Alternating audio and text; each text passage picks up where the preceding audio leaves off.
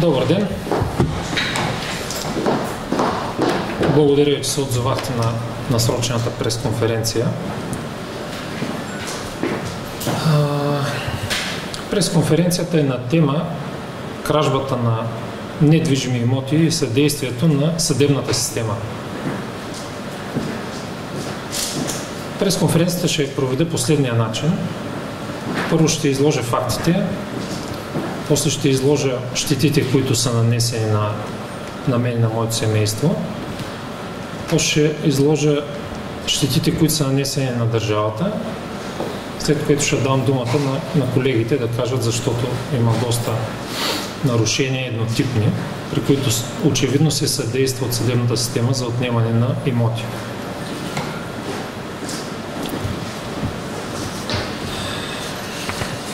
Става въпрос за един недвижим имот, който фирма, представлявана от баща ми, е закупила преди 20 години от КТМ, ЗТМ или ТМ, комбината за тежко машиностроение, завод за тежко машиностроение и тежко машиностроение. Август месец 1994 година тежко машиностроение обявява на търг 3 имота. Ние участваме с нашата фирма Mini Oil ООД на търг за единия имот и спечелваме с наддаване 25% от първоначално обявената цена. Към момента на заплащането на имота плащаме за една неработеща бензиностанция, разграбена, разкрадена с парцел и козирка, равностойността на $70 650, тогавашни пари 3 милиона и 800 хиляди лева. След ремонти около половин година пускаме бензиностанцията в експлоатация, монтирани са чисто нови колонки, разкрити са 8 работни места и бензиностанцията започва да работи без прекъсване 12 месеца в годината, 24 часа в денонощието. 10 години по-късно ликвидаторите на вече тежко машиностроение АД, Петър Петров и колегата му,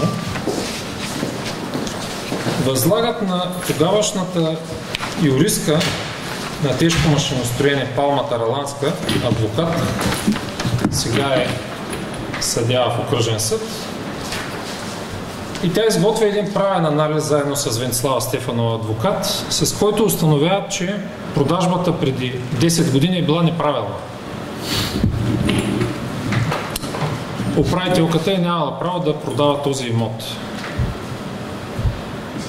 Вкарват обратно имота в активите на дружеството и провеждат един търг, за който ние не знаеме, защото бензиностанцията работи непрекъснато, никой не е идвал да оглежда бензиностанцията, нито някой не е уведомял, че ще се провежда търг да се продава на нещо наше, нито сме виждали някой да идва да я оглежда. Провежда се един търг и се продава бензиностанцията на 11 януари 2005 година, 10 години по-късно, на цена 25 000 лева или $16 700 по курса на деня. Значи ние купуваме неработеща за 70 600, разработваме я и те я купуват за $16 000. Сега, има няколко нарушения. Първо, не е нарушено правото на собственост. Второ, не е спазен на търговския закон. Ако тази сделка я обявяват за невалидна, те трябва да върнат парите, които са взели с лихвите до момента. И трето, има нарушение по самия търг, по самата втора продан. Освен, че е вкарана незаконно в баланса на тежко машиностроение в ликвидация, по самия търг също има много проблеми. Значи, първият проблем е, че я продават под данъчната оценка, което е забранено със закон за държавните активи, не могат да се продават под данъчна оценка. И по време на делото, което ние заведохме през 2005 година, адвокат Палма Тараланска представя няколко различни извадки за данъчната оценка на имота. Тъй като е продаден на януари месец за 25 000 лева. Първо ни вадят една данъчна оценка за 60 700 лева. След това нещо изчезва от делото, появява се една друга данъчна оценка за 36 000 лева. Да, обаче пак не мога да оправдая цената на имота, до който са достигнали. Втория много сериозен проблем на тая продажба, която според нас първо те нямат право да правят, но имат много нарушения, е, че към момента на изповядване на сделката двамата ликвидатори, които са явили представители на тежко машиностроение и са я заверили нотариално, а именно 11 януари 2005 година, те не са били легитимно представители на държавата.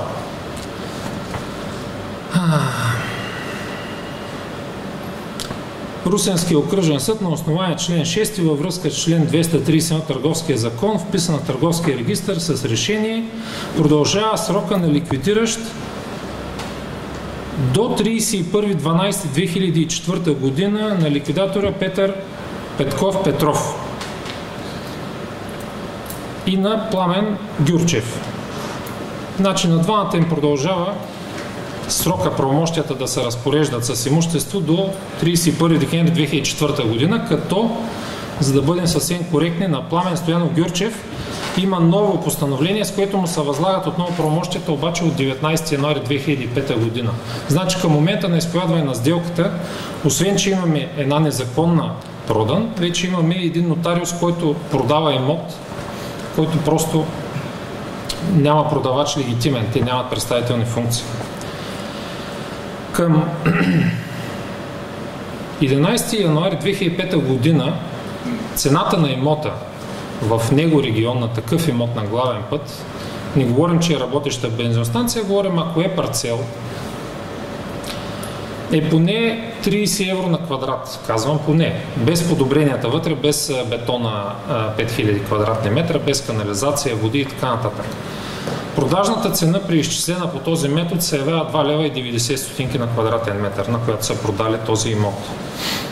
Значи, направете сметка, че един ефтен мокет струва 6-7 лева на квадрат, те продават парцел на главен път за 2 лева и 90 стотинки.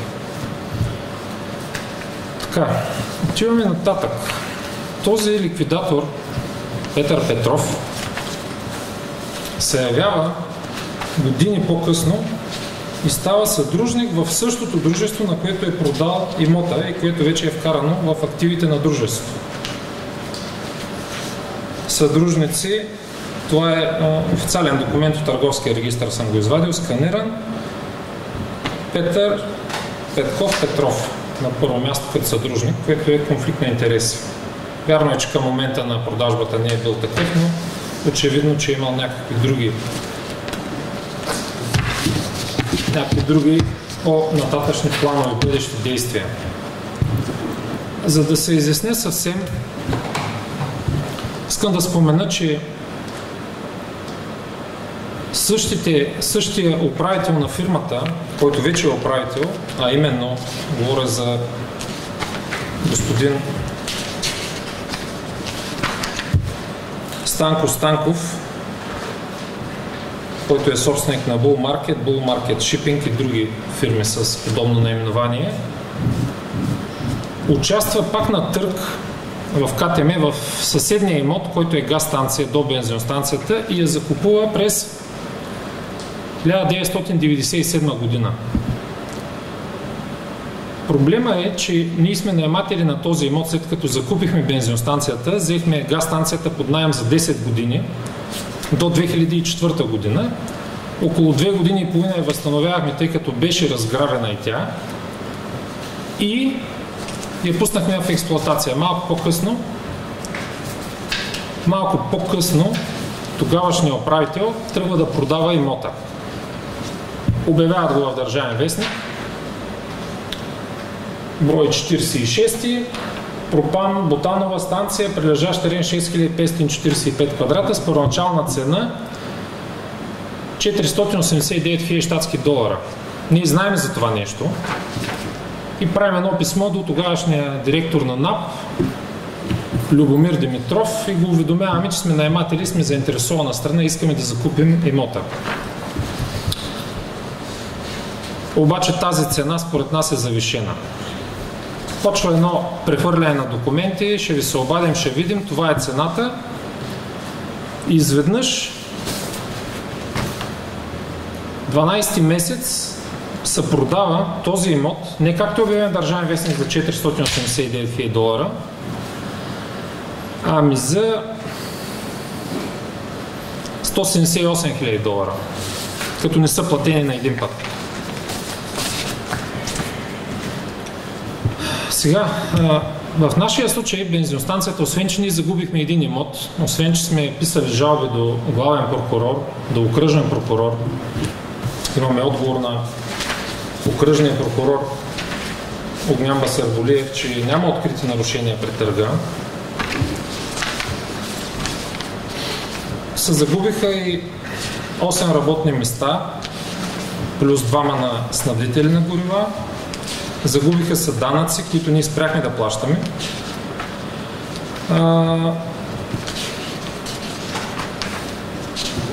Загубата за държавата. Другата. Значи след като ни отнеха имота и ни развалиха договора, значи ето постановлението на Огнян Басарболиев, 1741 от 2006 година, установих следното, няма да ви го чета, отказвам да образувам и прекратявам преписката. Огнян Басарболиев, окръжен прокурор. След като продадоха имота, тази газстанция, на която ние бяхме наематели, ние съвсем естествено се потърсихме правата да ни платят направените подобрения в имота, тъй като ние сме го планували да го ползваме 10 години, инвестирали сме 2 години и половина в охрана и в модернизация и сме очаквали следващите 7 години тези пари да ги възвърнем обратно и да спечелим. След 7 годишни съдебни битки на всякакви инстанции, накрая осъдихме Тежко машиностроене АД, блокирахме банковите сметки и вземахме 2005 година, пак става това нещо, вземахме тогава около $230 000 обезщетение с лихвите. Те са го продали за $178 000. Значи държавата не стига, дето нищо не спечелва от тази продажба под реалната цена, ами на всичкото отгоре плаща и разликите. Естествено, парите на данъкоплатците, тъй като принципала е собственика на тежко машиностроение, на завода за тежко машиностроение, на комбината за тежко машиностроение, както беше през социализма, е държавата, Министерството на икономиката. Аз очаквам някакви въпроси, малко е объркващо, много документи, много факти, обаче, тъй като това не е единствения имот, с който аз и моята фамилия сме измамени, аз обещавам, че това е първата подобна пресконференция. Всички неща, които казах, не са интерпретация плод на моето въображение. Всички тези неща имам оригинални документи, тук всичко е копия. Нотариалният акт, който е за придобиване на бензиностанцията от 1995 година, номер 23, дело 137 от 1995 година. Бензиностанцията е била лично ваша собственост и имотът е бил ваша собственост? Значи тя е собственост на едно дружество ООД, което Минио, на което баща ми е съдружник и управител. Ако не се лъжа, с 60%, останалите имам аз 20%, това е при 20 години, трябва да направя справка. Но през цялото време всички жалби, всички борби, всички дела ги води баща ми. От 2005 година до сега? От 2005 година, не е до сега, защото те ни прекратиха на няколко пъти. Нали ви казвам, заведохме жалба в прокуратурата и имаме и от друг прокурор районен постановление. Значи, конкретното нарушение за това, че са продали имота, не са имали правомощия, пълномощни, нотариуса, не знам как е минало това през него, дали не го е видял или е умишлено и то е в съучастие. Обаче преписката е от 2005 година, значи продажбата става 2005, ние проверяваме всички документи, включително на продажбата и откриваме тази нередност, че са продавали без да имат пълномощно. Преписката от 2005 година обаче на нас не отговарят. Нас не отговарят на 7 март 2007 година. След като ходи в Търново, обжалвахме, че все пак има такова нарушение, върнаха го до разследване и след 2 години ни отговарят, че тъй като към настоящия момент е изтекла давността за наказателно преследване на престъпление по член 271 алинея 1 от Наказателния кодекс. Към настоящия момент, значи деянието е извършено на 11 януари, ние сме ги уведомили по някое време през 2005, най-вероятно пролета. Преписката самота из прокуратурата и изведнъж минава 2 годишния срок. Се оказва, че продажбата на един имот за примерно за половин милион лева не е кой знае какво престъпление, че си нямал към този момент право да продаваш, че нотариуса не е видял пълномощни и така нататък. Значи тук имаме ликвидатор, 2 адвокати, които правят всякакви документи и показват всякакви документи. Говоря за правния анализ, с който са решили, че няма право да продава комбината за тежко машиностроение. Говоря и за тези данъчни оценки на имота, които се понижават на няколко пъти. Значи имаме ликвидатори, 2 адвокати, един от адвокатите в момента е окръжен съдия, имаме прокурори, имаме нотариус. Имаме и съдия, който си е гледал там делото по него време, не ми сърва. Ето с този частен случай искам да покажа на българската общественост. Това нещо ще бъде с английски субтитри, качено и в мрежа, ще бъде пратено из цяла Европа. Искам да покажа, че тук няма толкова много чуждестранни инвестиции и още по-страшно според мен няма частни инвестиции от българи, защото няма сигурност за направените вложения. Значи тук по всяко едно време могат, било чрез Национална агенция приходи, било чрез митници, имаме такъв случай, конфискувани са на един склад под митнически контрол, ще го изнеса и него с документи и с факти.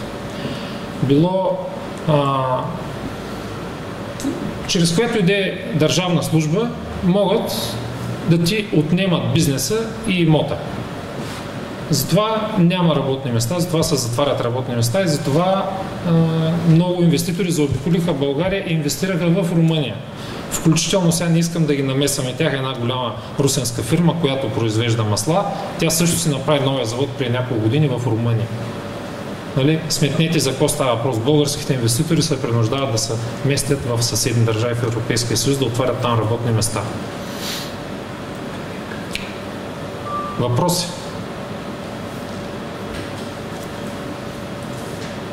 А всъщност мотива за развалянето на вашия договор какъв е? Сега, те посочват 2 мотива. Първият мотив е, че е нямало заповед на министъра за провеждане на такива продажби. Заповедта е имало, тя е цитирана на няколко пъти, но те отказаха да я дадат по делото.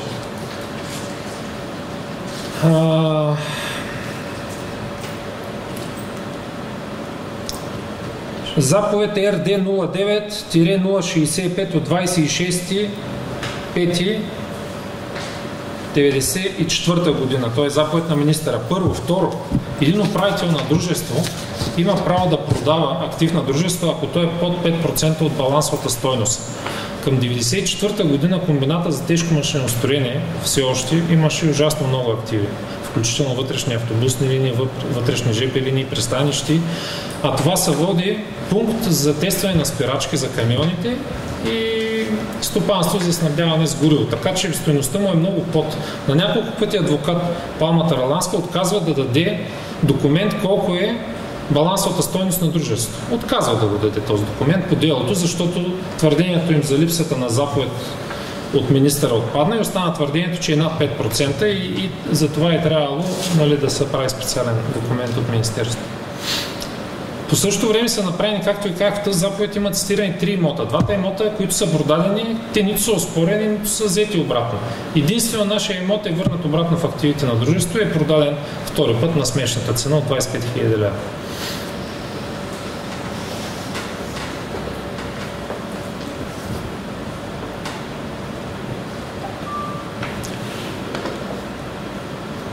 Въпроси?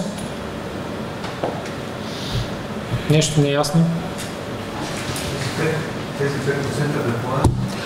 да. Значи по закон управителя няма право сам да се разпорежда, в смисъл да продава имот, който е над 5% от балансовата стойност на дружеството. Такъв е закона.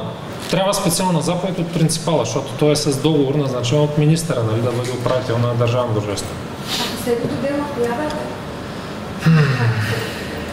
2007 година, дата сега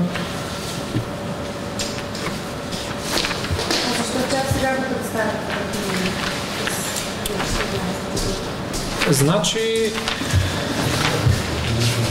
следно правихме опит, тъй като ние се отказахме от имота, обаче по Търговския закон, не се лъжа, член 30 или 34, ако има една сделка, която е не станала поради някаква причина, една от страните, както в нашия случай, казва, че не е собственик на това, което е продал, то следва да върне това, което е взел с законната лихва и въпросът приключва. Обаче те не стига дето открадват имота, казват, че не може да се извърши такава сделка. Има направено плащане, обаче не връщат това, което са взели.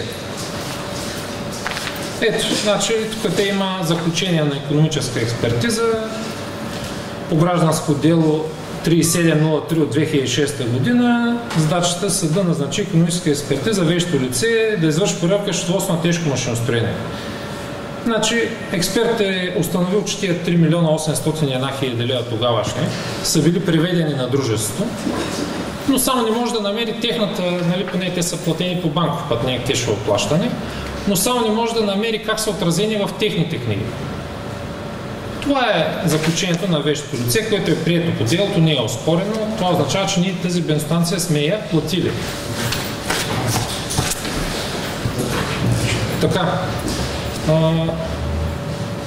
Тъй като Бойко Никифоров, който е представител на бъдеще за Русе, е доста запознат с съдебната система и специално Русенския окръжен районен и апелативен съд, искам той да каже две думи по подобни казуси.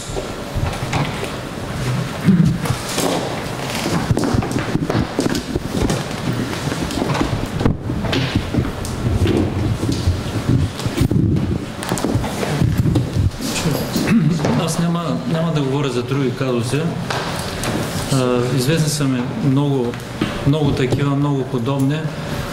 Искам да кажа нещо за самият случай, за този случай. Той е един типичен случай на имотна измама, в който един имот е продаден на някого и няколко години по-късно, след като те са го възстановили, той бива продаден втори път над друг човек и както стана ясно от документите, на човек, който е бил свързано лице с